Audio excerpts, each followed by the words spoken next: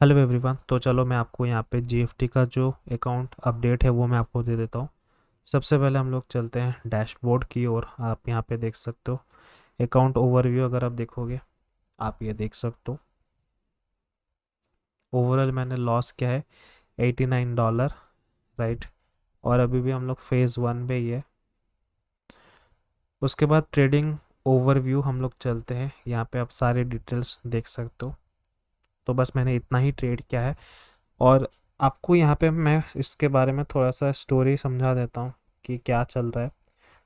और ये जो $14 का लॉस था, ये तो जब मैं कोई भी अकाउंट पे पहली बार ट्रेड करता हूँ वो लॉस तो होता ही है, तो बस शुरुआत थी वही। उसके बाद ये जो -$28 था, ये मेरा स्लिपेज की वजह से मेरा यहाँ पे लॉस हो गया। क्योंकि इसको मैंने कैरी फॉरवर्ड करने का सोचा था, लाइक होल्ड करने का सोचा था। तो इसमें हुआ क्या ना कि रात के 2-3 बजे अगर हम बात करें इंडियन स्टैंडर्ड टाइम के हिसाब से, तो उसमें ना लिक्विडिटी का बड़ा इशू हो जाता है। तो इसके वजह से मेरा जो $15 का जो स्टॉप लॉस पॉइंट था वो $30 के आसपास बन गया और यहाँ पे $28 पे एग्जिट हुआ। तो मतलब एक ट्रेड का एसएल लेने की जगह मेरा 2 ट्रेड का एसएल हो गया, जस्ट बिकॉज ये स्लीपेज की वजह से।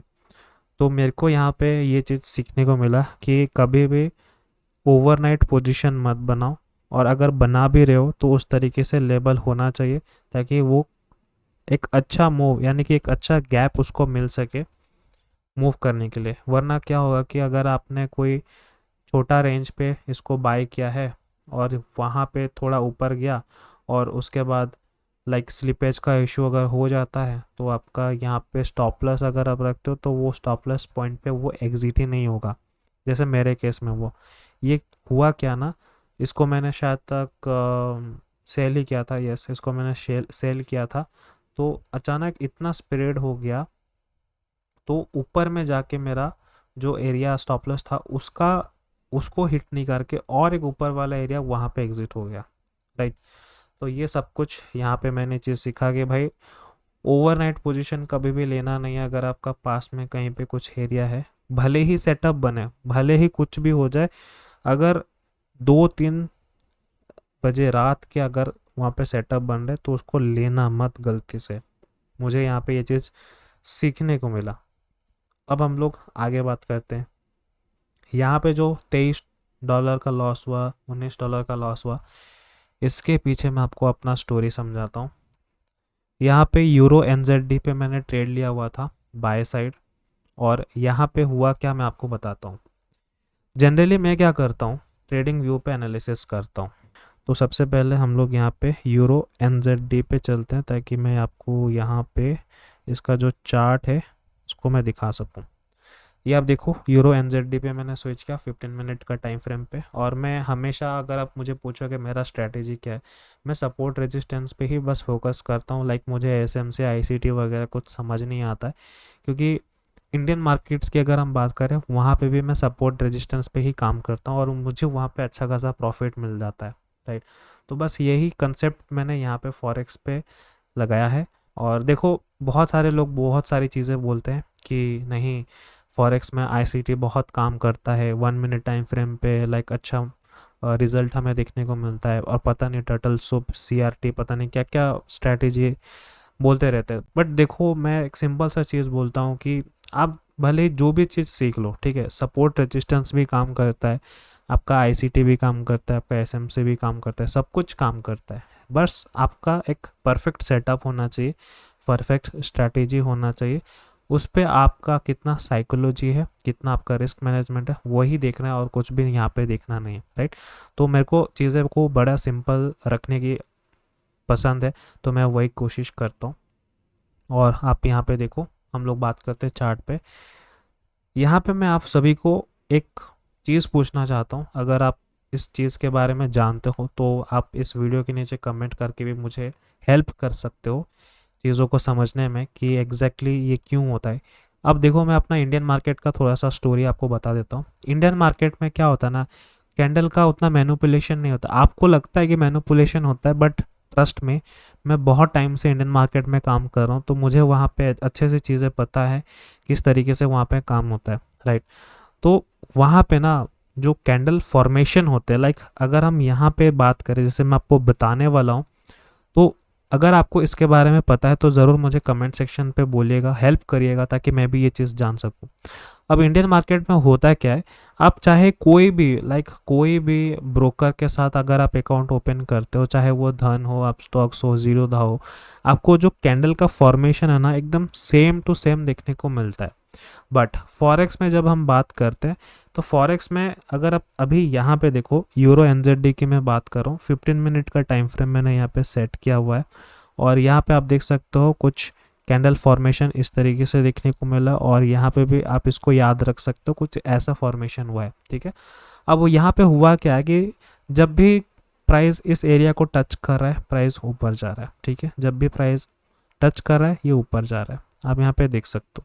तो मैंने क्या एज्यूम किया कि अब नेक्स्ट टाइम जब कभी इन फ्यूचर प्राइस आएगा, तो यहाँ से मैं कोशिश करूँगा कि यहाँ पे ट्रेड ले सकूँ। स्टॉप लॉस हो गया वो बात अलग है, ठीक है, बट यहाँ पे ये चीज़ फोकस करो ध्यान से कि ये जो कैंडल फॉर्मेशन हुआ है, जो स्ट्रक्चर बना है, जो पिक्चर बना है कैंडल का, जो प्राइजेक्शन बना है, वो एकदम अलग है MT5 एप्लीकेशन का, जो वहाँ पे कैंडल शो कर रहा है। जैसे मैं अभी आपको MT5 लेके चलता हूँ, ये GFT का अकाउंट है, ठीक है। अगर हम इसमें बात करें यूरो NZD, आप यहाँ पे देख सकते हो यूरो NZD 15 मिनट का टाइम फ्रेम लगा हुआ है, और हम लोग यहाँ पे चलते हैं डायरेक्टली जहाँ पे मैंने ट्रेड लिया हुआ था, राइट। अब अगर आप ध्यान से देखोगे ना, ये देखो ये क्या स्ट्रक्चर है, और यहाँ पे तो कुछ ऐसा स्ट्रक्चर बना नहीं है। ट्रेडिंग व्यू में अलग स्ट्रक्चर बना हुआ है, यहाँ पे अलग स्ट्रक्चर बना हुआ है, और साथ में पिप फार्म की अगर मैं बात करूँ, वहाँ पे अलग स्ट्रक्चर बना हुआ है। तो एग्जैक्टली मुझे फॉलो किसका करना है, GFT का करना है, या ट्रेडिंग व्यू का करना है, या पिप फार्म का करना है, मुझे ये चीज़ समझ नहीं आ रहा है।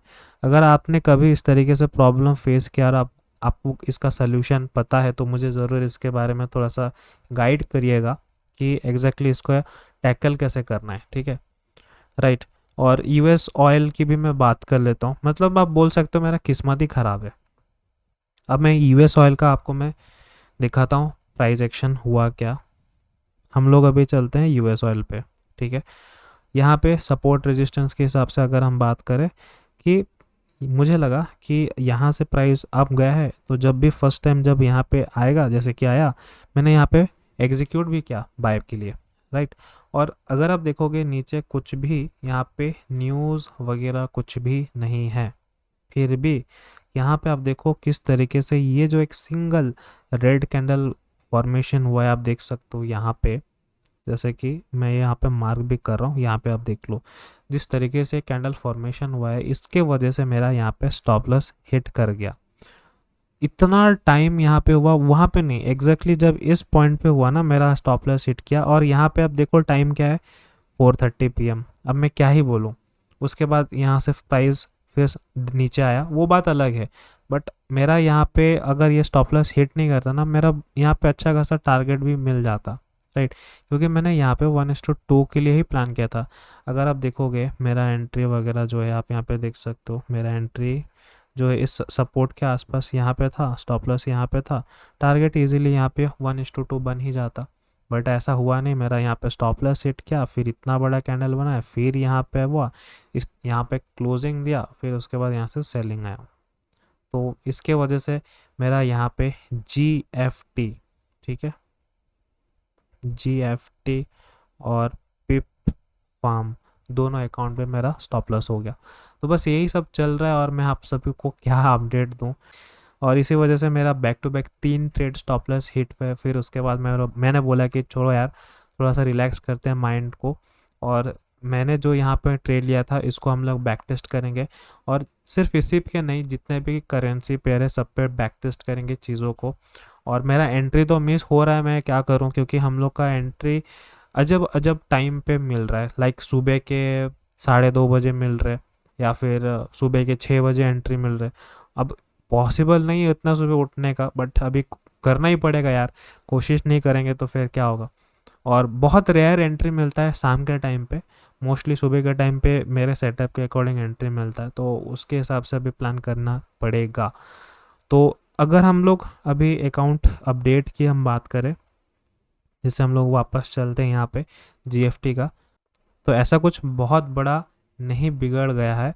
अभी भी हम लोग के पास चांस है इस अकाउंट को रिकवर करने का।